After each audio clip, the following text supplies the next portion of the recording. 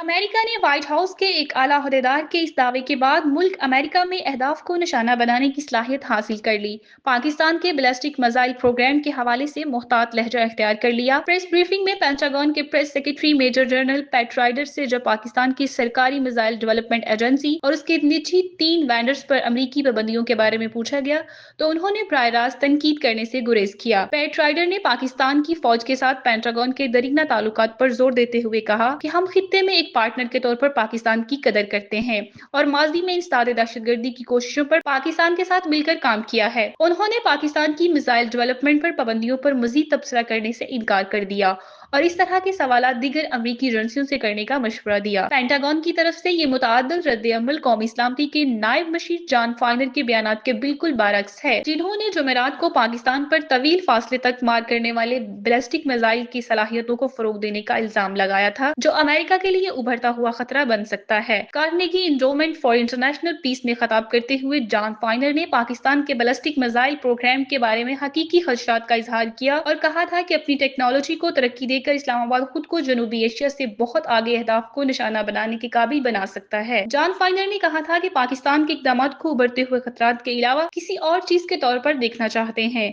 हमारे लिए मुश्किल है अमरीकी अहदेदार की तरफ से ये तल्ख लहजा महकमा खारजा की जानिब से 4 पाकिस्तानी इदारों पर मुल्क के मिसाइल डेवलपमेंट प्रोग्राम में किरदार अदा करने का इल्जाम आयद करने के बाद अपनाया गया था। अमेरिका के पाकिस्तान के साथ इस तरह के रवैये पर पाकिस्तान के वजीर दिफा ख्वाजा आसिफ ने भी रद्द-ए-अमल में सोशल मीडिया प्लेटफॉर्म एक्स पर पैगाम दिया। पाकिस्तान का दिफा का हक पर कोई कंप्रोमाइज नहीं, इस पे समझौता वतन दुश्मनी होगी। इसराइल की नंगी जारहियत पर यह लाजिम कर दिया कि पाकिस्तान अपनी दफाई सलाहियतों को हालात के मुताबिक अपडेट करता रहेगा।